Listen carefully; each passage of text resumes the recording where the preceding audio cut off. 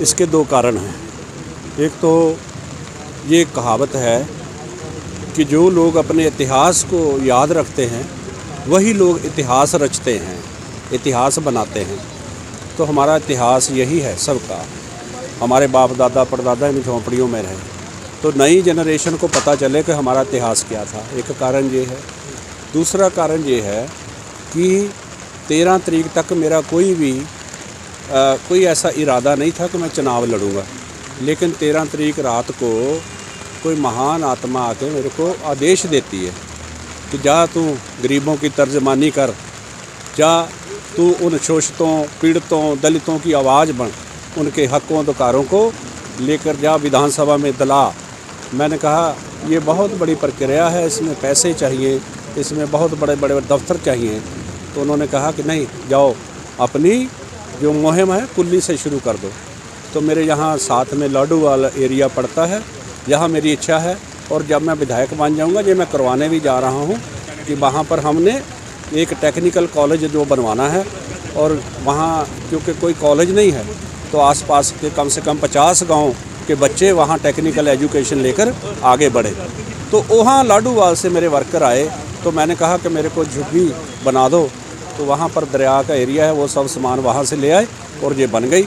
आज हमने इसको मुख्य चुनाव दफ्तर बना दिया है इसी को ही, और इतवार को हम इसका उद्घाटन करेंगे। हमारे बहुत बड़ी संख्या में लोग आने वाले हैं। चुनाव प्रचार में मैं अभी इसलिए नहीं जा रहा फील्ड में कि अभी हमको चुनाव चिन्ह आवंटित नहीं हुआ है, वो कल 3 बजे हो जाएगा। 3 बजे के बाद जो भी हमारा होगा, फिर जितने मेरे पास साधन हैं। हाँ, चुनाव चिन्ह मेरे लड़के बच्चे बोल रहे हैं। देखिए, लोग पैसा दे दे करके अपने पोस्टर बैनर लगवाते हैं, तो मेरे पास मेरे प्यार करने वाले इतने बच्चे यूथ हैं, तो कल मेरे पास इकट्ठे होके आए। कोई अपना ऑटो लेकर आ गया, कोई अपने कहते जी आज कोविड के बच्चे स्टूडेंट हैं, कहते कोविड के कारण स्कूल बंद है, तो हमने कहा अंकल भैया की मदद करें, तो अपने आप पोस्टर लगाने निकल रहे हैं। और कल के बाद पूरे एरिया में लाली का पता चल जाएगा, वो कैंडिडेट है। हम हमारी गली में अपना चेहरा पहुंचा देंगे जी मेरा। और हमने कम्युनिटी के लिए, लुधियाना शहर के लिए बहुत काम किए हैं, और आने वाले समय में भी हमने 24 प्रतिज्ञाएं की हैं, और वो देखना आप हमको देंगे, वो प्रतिज्ञाएं शहर को बदल देंगी, व्यवस्था को बदल देंगी। तो इन बच्चों ने मेरे को कहा कि साहब अगर चुनाव आयोग जो होता है कि आप उनसे बेनती करो कि हमको चुनाव चिन्ह भी झुग्गी दे दें तो हमको अच्छा लगेगा।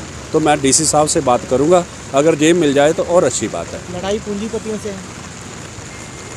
पूंजीपति हैं जब, देखिए मैं चुनाव आयोग से एक बेनती करना चाहता हूँ कि आप जब चुनाव प्रक्रिया शुरू होती है तो आप वहाँ इतनी कंडीशनें बनाते हो, इतना होल्डिंग लगेगा, पोस्टर इतने लगेंगे, ऐसे नहीं होगा, ऐसे।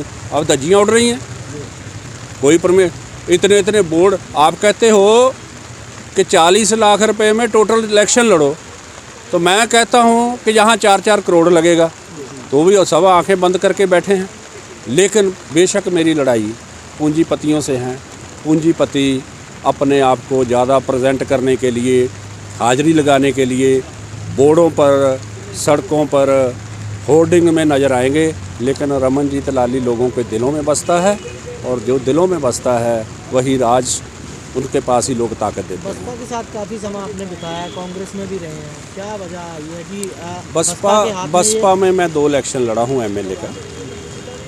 जिसका घर जलता है तकलीफ़ उसको होती है। जब दोनों बार मैं हारा, बेशक मैंने प्रगति की बसपा में, 10,000 वोट शहर में से लेके जाना, लेकिन मैंने बीएसपी को कहा कि हम बार बार लड़ रहे हैं चुनाव, अकेले चलो, तो क्यों ना किसी हम विचारक पार्टी के साथ समझौता करें। तो उन्होंने मेरी बात को मानने की बजाय हमने बागी सुर अपनाए, तो मेरे को पार्टी से निकाल दिया। कोई बात नहीं, लेकिन आज मेरे को खुशी है कि रमनजीत लाली को जिस कारण से बसपा से निकाला गया था, आज वही आइडियोलॉजी मेरे वाली बसपा को अपनानी पड़ी और अकाली दल के साथ समझौता हुआ। अब वो कितना जीतते हैं, कितने बाद की बात है। दूसरी बात रही कांग्रेस में मैं चला गया, मैं अकेला नहीं गया, मेरे साथ अनेक लोग गए, लेकिन कांग्रेस ने 6 साल के अंतराल में मेरे कैलिबर को, मेरी ताकत को, मेरे से कोई काम ही नहीं लिया, पहचाना ही नहीं। तो ये कांग्रेस के बड़े बड़े नेता हमको को बोलते हैं आप चेयरमैन हैं, बड़ी बड़ी हमारी रैलियों में हमारे समाज में कह करके गए रमनजीत लाली को हम जिम्मेवारी देने वाले हैं। हम चुप रहे। अभी जब ये कमेटियां बनी कांग्रेस में, कोई प्रवक्ता बने, कोई प्रचार कमेटी बनी, कोई चयन समिति बनी, कांग्रेस ने हमको पूछा ही नहीं। और एक बात और भी है कि जो मेरा एजेंडा है, जो मेरे दिल का दर्द है, जो मेरे उस महान रूह आत्मा ने मेरे को संदेश दिया है, वो पार्टी के अंदर रह कर के पूरा करना उसको संभव नहीं है। क्यों? पार्टी तो कहती है जी जो पार्टी का एजेंडा है उसमें रहो, लेकिन हम कहते हैं कि इस देश में सामाजिक व आर्थिक गैर बराबरी का खात्मा करना है।